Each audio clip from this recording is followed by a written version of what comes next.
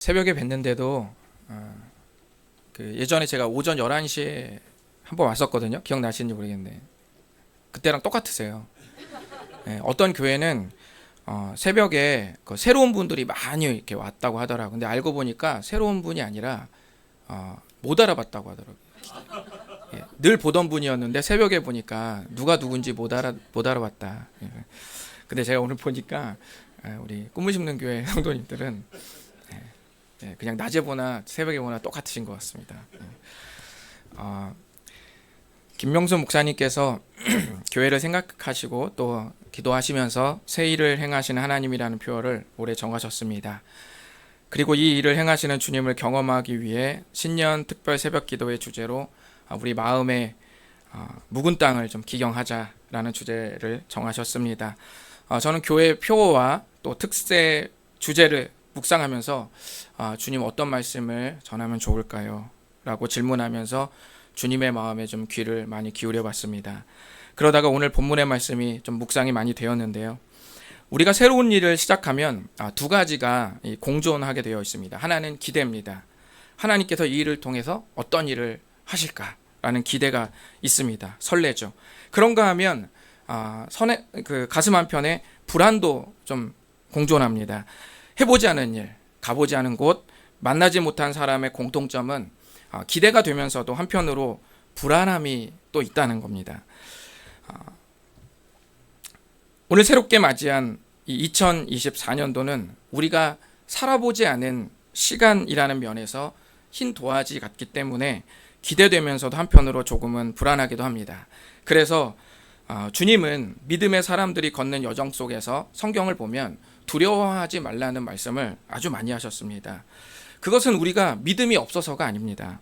새 일을 행하시는 주님을 따라 나서는 길이 기대가 되면서도 한편으로 두렵기 때문입니다. 기대는 문제가 되지만 두려움은 문제가 될 수 있습니다. 우리 마음속에 하나님의 역사에 동참하지 못하도록 두렵게 만드는 이 마음이 묵은 땅입니다. 그래서 저는 이 새벽에 두려움의 이 묵은 땅을 기경하자는 의미에서 나의 안심이라는 제목으로 신년 특별 새벽기도 넷째 날 말씀을 여러분과 함께 나누어 봤으면 좋겠습니다. 두 가지 질문을 좀 드리는 것으로 오늘 말씀을 좀 이끌어 갔으면 좋겠습니다. 첫 번째는 여러분의 안심은 어디 있습니까? 여러분의 안심은 어디 있는지 한번 마음속으로 생각해 보십시오. 네이버에 안심을 검색하니까 쇠고기 중 아주 부드럽고 연하며 지방이 적고 담백하여 맛이 좋아 최고급 부위로 취급되는 그런 고기다라고 이렇게 쓰여 있었습니다. 저도 모르게 또 그 고기 이렇게 쳐다보다가 시간도 없어 죽겠는데 내가 지금 무슨 짓을 하고 있는 거냐라는 이런 생각을 하는 순간 갑작스럽게 어떤 한 질문이 제 뇌리를 이렇게 스쳤습니다. 그것은 우리 신앙의 안심 부위는 어디일까? 우리 삶을 여러 부위로 쪼개볼 수 있잖아요. 직장, 학교, 여러 가지 개인적인 시간, 여러 가지 많은 부위로 소고기처럼 쪼개볼 수 있는데 그 중에 우리 안심이 있을 거 아닙니까? 최고급 부위에 그리스도께서 계셔야 하는데 만약 없다면 어쩌죠? 나의 최고급, 내가 최고로 여기는 그 부위에 그리스도께서 안 계시고 만약 없다면 오늘 이야기로 여러분의 마음속 안심 부위를 좀 점검해 보시면 좋겠습니다. 오늘 이야기를 보시면 본문에 보니까 예수님께서 제자들을 먼저 이 갈릴리 바다 건너편으로 막 보내시는데요. 제가 좀 이 이야기를 나누기 전에 이 이야기 직전에 어떤 사건이 있었냐면 여러분 잘 아시는 오병이어 사건이 있습니다. 떡 5개 물고기 2마리로 5,000명을 먹이신 그 사건이 있었습니다. 사람들은 그때 그 기적을 경험하고 막 흥분 상태였습니다. 요한복음에 보면 어느 정도냐면 그 순간 사람들이 흥분해서 예수님을 왕으로 섬기고자 하는 그런 폭동이 일어날 것만 같았다고 말했습니다. 그래서 예수님은 날도 저물기 전에 서둘러서 이렇게 무리들을 막 흩으셨습니다. 그리고 제자들을 재촉해서 바다 건너편으로 가게 하셨습니다. 재촉했다는 말은 가볍게 권한 게 아니라 굉장히 강한 압박으로 이게 제자들을 보내버린 거예요. 날이 저물고 있는데 내일 가면 안 돼요. 가라. 아주 세게 말씀하신 거예요. 재촉했다는 의미가 그런 의미입니다. 강하게 푸시한 겁니다. 예수님께서 강하게 푸시하시자 어쩔 수 없이 제자들은 배를 띄우고 날이 저무는데도 갈 수밖에 없었습니다. 그런데 때마침 바람이 거세지면서 파도가 크게 일기 시작했습니다. 얼마 동안 그랬냐면 성경에 보면 예수님께서 재촉하실 때 떠날 때가 해질 때쯤이라 그랬잖아요. 그러니까 우리가 예를 들어 한 저녁 6시쯤으로 생각해 본다면 예수님께서 물 위로 건너오신 시간이 25절에 보니까 밤 사경에 예수님이 오셨어요. 밤 사경은 새벽 3시부터 6시까지를 말합니다. 그러니까 우리 지금 새벽기도 시작한 그 시간이 밤 사경의 마지막 끝자락이라고 생각하시면 됩니다. 그렇게 생각해 본다면 저녁 6시부터 새벽 3시까지면 우리가 새벽 3시로 좀 쳐보면 9시간이잖아요. 그러니까 제자들이 지금 이 갈릴리 호수에서 거의 9시간 가까이를 파도와 사투를 벌이고 있었던 거예요. 얼마나 피곤했는지 모릅니다. 우리가 하루에 9시간 근무하면 거의 녹초가 돼서 퇴근을 하는데 지금 막 오병이어 기적을 경험하고 막 이 빈들에서 아직 제대로 쉬지도 못한 상태에서 연거푸 9시간을 지금 파도와 싸우고 있으니 어떻겠습니까? 제자들이 얼마나 지치고 그리고 생명의 위협을 받으며 두려웠을까요? 이때 짙은 어둠을 뚫고 예수님이 오고 계셨습니다.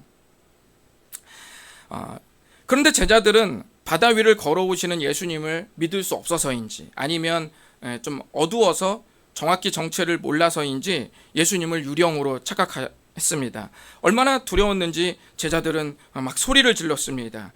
그들의 두려움은 우리가 충분히 이해할 만한 것이었습니다. 고대 이스라엘은 이 바다가 이 바다 속 있잖아요. 바다 안에 인간에게 해를 끼치는 악한 영의 장소라고도 생각했었기 때문에 이 시간에 누군가 바다 위를 걸어온다면 그 대상은 필시 불길한 존재였을 것이다 라고 추측한 거예요. 극도의 두려움이 막 임하고 있을 때 들려오는 익숙한 음성이 있었습니다. 우리 이 말씀을 한번 다 같이 읽어보시죠. 시작. 예수께서 즉시 이르시되 안심하라 나니 두려워하지 말라. 이 구절 너무 따뜻하지 않습니까? 우리가 아주 힘들 때 주님이 우리 어깨를 토닥이시면서 안심해라 나다 두려워하지 말아라 라고 할 때 얼마나 따뜻하겠습니까? 오래전 청소년 사역을 할 때 이 중학생 친구가 집을 빨리 가려고 늘 가던 길로 안 가고 이렇게 인적이 드문 길로 막 이렇게 지름길로 막 가서 집에 빨리 가려고 했다고 하더라고요. 그 친구가 그 길을 가지 않은 길을 가러 가는데 하필 그 인적이 드문 그곳에 깡패가 있더라는 거예요. 그래서 이 중학생 친구가 막 심장이 쫄깃해지고 막 극도의 두려움 속에 그렇게 전도사님이 하라고 하던 기도를 한 번도 하지 않다가 이때 몰아서 막 몇 년치를 막 속으로 막 쭉 하면서 기도를 했다라는 거예요. 이 친구가. 그때 맞은편 길목에서 학교 선생님이 이름을 부르더라는 거예요. 맞은편에 선생님이 딱 나오면서 그러면서 거기서 뭐하니? 라고 하면서 선생님이 센스 있게 너 왜 시킨 거 안 하는 거야? 그러면서 이렇게 딱 데리고 가더라는 거예요. 그 음성이 얼마나 반가웠는지 몰랐다고 이 친구가 말하더라고요. 그 안도감 느낌이 오세요? 깡패가 어떻게 해를 가할지 모를 때 선생님이 내 이름을 부르는 그 안도감. 유령으로만 알았던 존재가 다름 아닌 예수님이었습니다. 그 예수님이 어떻게 오셨습니까? 물 위를 바다 위로 걸어 오셨습니다. 이 장면은 제자들에게나 그리고 오늘 우리들에게나 아주 매우 중요합니다. 바다 위로 오시는 이미지가 뭘 의미할까요? 아까 바다 속에는 우리의 해를 끼칠 만한 악한 영의 장소라고도 생각했다고 했잖아요. 그런데 그곳을 예수님이 바다 위로 밟고 지금 오시는 겁니다. 이것은 모든 세력의 정복과 다스림을 의미하는 겁니다. 니네가 두려워하는 그 악한 영의 장소를 주님이 밟고 계시다. 내가 그걸 너머에 계신 분이다 라는 그런 의미죠.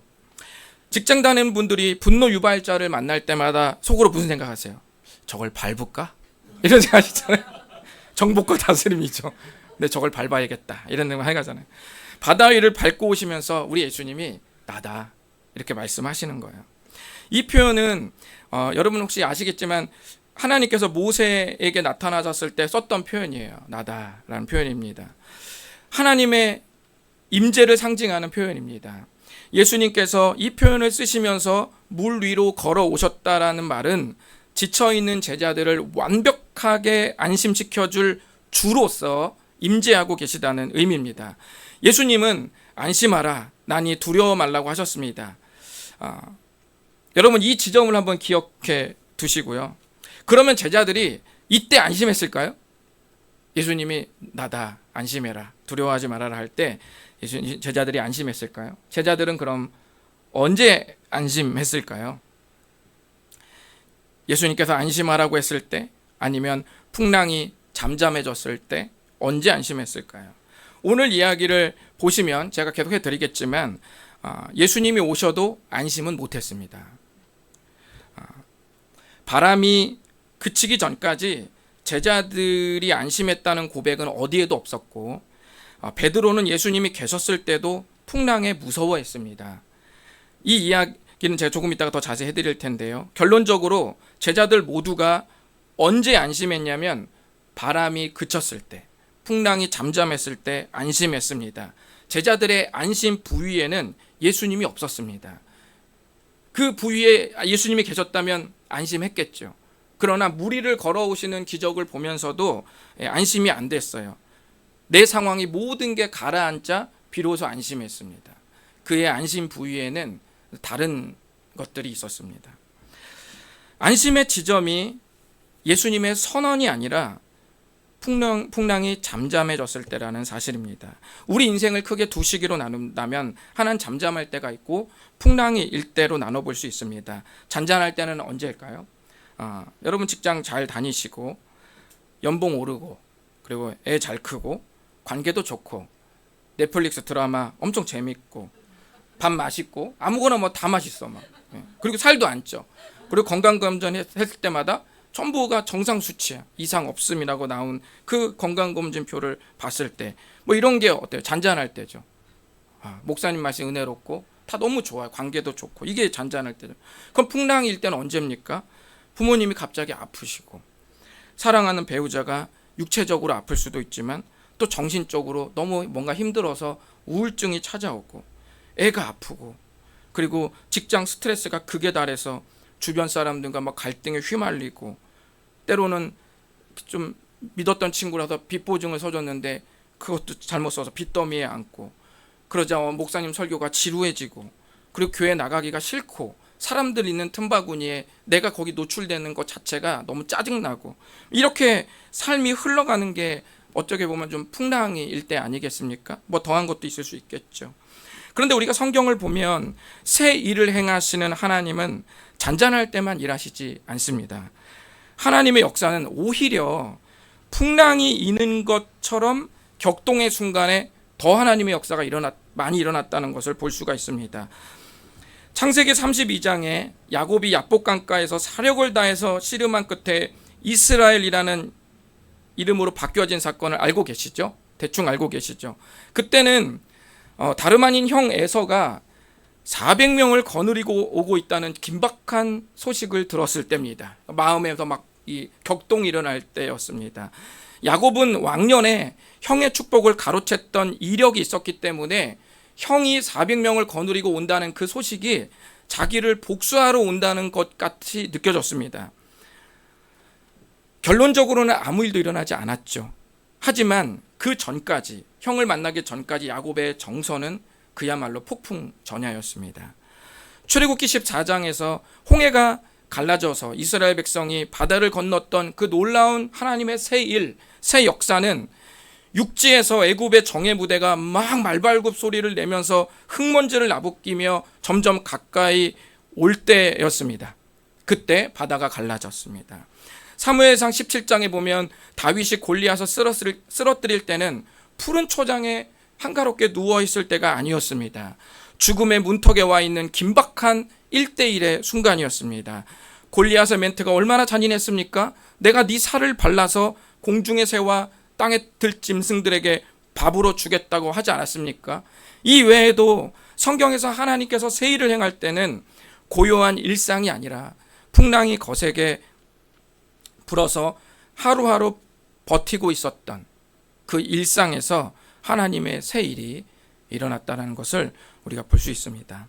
하나님께서 새 일을 행하실 때는 안심할 때가 아니라 오히려 불안함을 느낄 만한 상황이 더 많았다는 것을 기억하십시오. 하지만 오늘 제자들의 모습에서는 풍랑 중에 찾아오신 예수님이 대단해 보이지 않았습니다. 그분이 행하실 새 일을 감히 상상할 수 없었습니다. 풍랑에 압도되어서 예수님이 함께 하시는 것이 대수롭지 않게 느껴지도록 만드는 것이 바로 두려움의 묵은 땅입니다. 올해 꿈을 심는 교회 가족들이 두려움의 묵은 땅을 갈아엎어서 새 일을 행하시는 여호와의 역사를 두 눈으로 목도하는 역사가 있기를 바라겠습니다. 그럼 두 번째 마지막 질문은 두려움의 묵은 땅을 그렇다면 기영한다는 말은 무엇일까? 이걸 갈아엎으라고 했는데 그럼 이 두려움의 묵은 땅을 기경한다는 그 말은 무엇일까? 두려움을 기경한다는 의미는 무리를 걸어오셨던 예수님과 베드로 사이에 있었던 한 사건에서 조금 힌트를 얻어볼 수 있을 것 같습니다.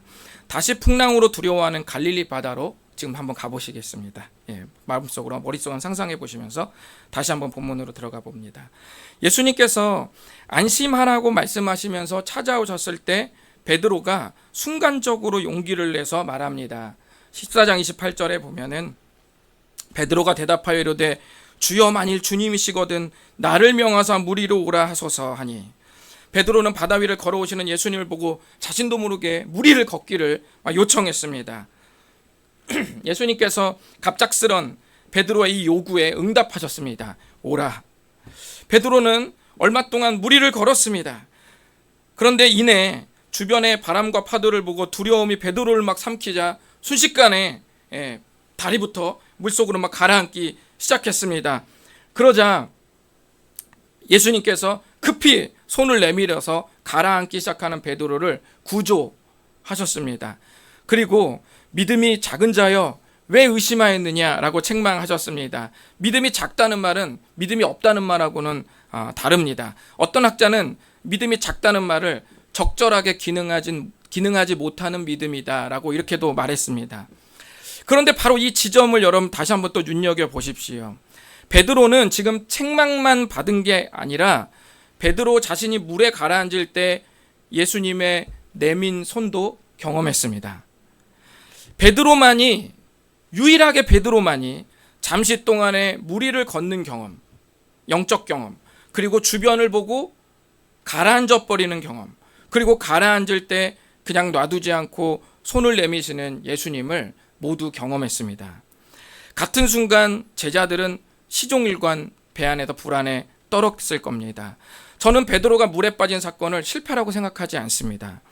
저는 오히려 실패라고 말한다면 어처구니 없는 것 같은 요구 한마디 해보지 못하고 배 안에 그냥 있었던 다른 제자들이라고 생각합니다. 두려움의 땅을 기경한다는 말은 주님으로 인해 두려움을 전혀 느끼지 못하는 게 두려움의 땅을 기경하는 게 아닙니다. 사람이 어떻게 두려움을 안 느끼죠? 이 세상에서 불안과 두려움을 느끼지 않는 것은 시체밖에 없습니다. 시체 빼고는 다 두려움을 느낍니다. 우리가 죽지 않는 이상 인생에서 두려움은 언제나 공존합니다. 두려움의 땅을 기경한다는 말은 실제하는 두려움 속에서 여호와의 음성을 듣고 배 밖으로 나가보는 것을 말합니다. 그러면 어때요? 나가면 막 용감하게 막 다 뒤집어 엎고 역사 일으키죠? 그게 아닙니다. 마냥 잘하지만은 또 않는 거예요. 배 밖으로 나가도 실수는 하죠. 그리고 베드로처럼 실패 비슷한 것도 경험하지만 말씀이 주시는 은혜로 실제 존재하는 두려움이 제어되는 경험을 또 하게 됩니다. 이를 통해 우리는 성공과 실패 두 상황에서 동시에 역사하시는 주님을 만나게 됩니다. 저는 죄송하지만 올해 꿈을 심는 교회가 무조건 완벽한 사역을 할 것이라고 전혀 생각하지 않습니다. 베드로가 경험한 성공과 실패가 이 교회에도 반드시 저는 있을 것이라고 생각하고 저는 감히 장담합니다. 그러나 제가 또 한 가지 장담한다면 성공과 실패 속에서 새 일을 행하시는 주님도 만나게 될 것을 저는 장담합니다.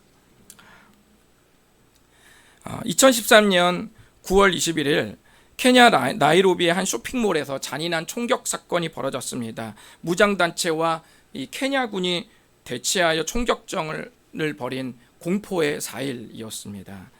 이 사진은 당시 쇼핑몰 바닥에 엎드러져 있던 한 어머니와 어린 오누이의 모습입니다. 극단적 공황 상태가 올 수 있는 급박한 위기 아닙니까? 어른들도 감당할 수 없는 이 상황에서 만약 이 아이가 울음이라도 터뜨린다면, 그리고 무장단체가 그 소리를 듣는다면 이거 어떻게 될까요? 어머니는 4살 남짓 때 보이는 아들을 한쪽 가슴에 품고 손으로는 딸의 팔꿈치를 꼭 잡고 누르고 있었습니다. 이 사진은 그날 쇼핑몰의 공포를 말해주고 있었습니다. 총성과 비명이 난무한 이 혼돈 속에서 언제 구조대가 올지 모르는 이 막연한 시간까지 어머니는 이 두 아이를 지켜내야만 했습니다. 평소 5분도 가만히 앉아있지 않던 어린 아이들을 움직이지 않고 조용히 엎드려 있게 하기 위해 어머니는 무엇인가라도 해야만 했습니다. 쇼핑몰 생존자들의 증언에 따르면 총기 테러가 진행되는 그 와중에도 쇼핑몰에는 총격 사건 전부터 틀어져 있던 평온한 쇼핑몰 음악이 그렇게 흐르고 있었다고 했습니다. 사진 속의 어머니는 그 평온하게 흐르는 그 노랫소리를 함께 읊조리며 아이의 귀에 대고 계속 따라 부르면서 아이들을 진정시켰습니다. 무려 5시간 동안 고정된 자세로 말입니다. 아수라장이 된 테러의 한 복판에서 아이들의 귓가에 나지막히 울린 그 어머니의 노래는 두 자녀가 구조되는 순간까지 반복해서 계속되었습니다. 그리고 마침내 구조되었습니다. 여러분, 구조될 때 아이들이 엄마로 인해 두려움을 느끼지 못했나요? 아닙니다. 두려워했어요. 아이들이 두려워했어요. 그러나 두려움을 감싼 채 노래를 부르는 엄마의 음성으로 그 시간을 견뎠습니다. 이 사진이 오늘 우리들이 사는 시대와 현대와 너무 닮지 않았나요? 공정하지 못한 직장과 무례한 사람들 때문에 청년들의 믿음이 죽을 위기에 처해 있습니다. 극에 달해 있는 스트레스, 무자비한 범죄라는 세상의 무차별 난사로 환멸을 느끼고 지쳐있는 그런 그리스도인들의 모습 말입니다. 하지만 우리 시대의 풍랑이 전부가 아님을 우리는 알고 있습니다. 우리가 널브러져 있어도 우리를 지그시 감싸고 계시는 여호와 하나님의, 또 주님의 영원하신 팔이 우리에게 있습니다. 그 팔은 우리가 다시 일어날 수 있을 때까지 결코 떠나지 않을 것입니다. 두려움이 실제하지만 동시에 그 두려움을 뚫고 나오는 주의 은혜로 인해 거룩한 삶을 지속하겠다고 고백해보지 않으시겠습니까? 두려움의 묵은 땅을 기경할 때 꿈을 심는 교회 가족들은 다음과 같이 고백할 줄 믿습니다. 나의 안심은 고난을 밟고 고난 위로 다니시면서 고난 속에 있는 우리를 향해 나다 라고 말씀하시는 예수 그리스도, 그 한 분뿐, 그분만이 나의 안심입니다. 이렇게 고백할 날이 반드시 있을 줄 믿습니다.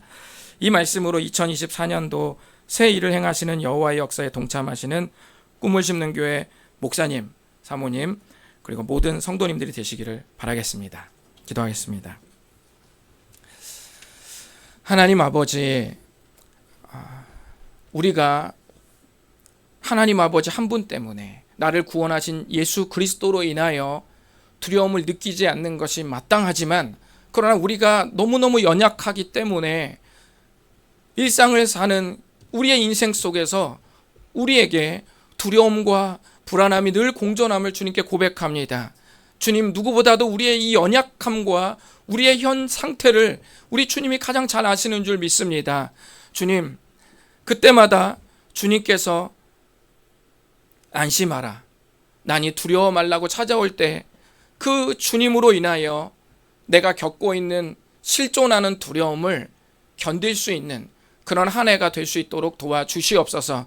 주님, 나의 안심은 어디 있습니까?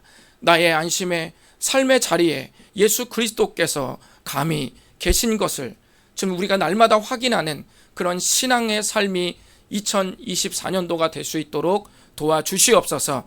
주님, 우리가 두려움 속에 감싸고 인생의 풍랑에 압도되어서 주님의 음성마저도 들리지 못하고 듣지 못하고 주님이 대수롭지 않게 느껴지는 그런 우리 마음의 두려움의 묵은 땅을 기경하기를 원합니다.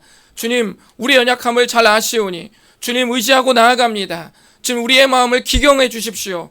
우리의 공존하는 두려움에도 불구하고 주님을 경외하는 더 큰 두려움이 나의 두려움을 덮고 그 두려움을 당당히 밟고 승리하는 경험이 2024년도에 있기를 원합니다. 주님, 우리의 마음에 성령으로 기름 부어 주십시오. 우리의 연약함에 주님의 보혈을 흐르게 하셔서 온전히 주님의 말씀에 순종하면서 나아가는 한 해가 될 수 있도록 도와주시옵소서. 김명순 목사님과 사모님, 최영기 교수님과 사모님 또 하나가 되어서 또 우리 성도님들 한마음 한뜻이 되어서 2024년도 우리가 성공하고 때로는 우리가 실수하고 실패할 수도 있겠지만은 그러나 성공과 실패 두 자리 사이에서 동시에 역사하시는 주님을 경험함으로 말미암아 승리하는 한 해를 보내는 꿈을 심는 교회 모든 가족들이 될 수 있도록 주님 도와주시옵소서. 감사합니다. 계속해서 기도할 때 주님 그 개인적인 모든 기도에도 응답해 주시옵소서. 예수님의 이름으로 기도드렸습니다.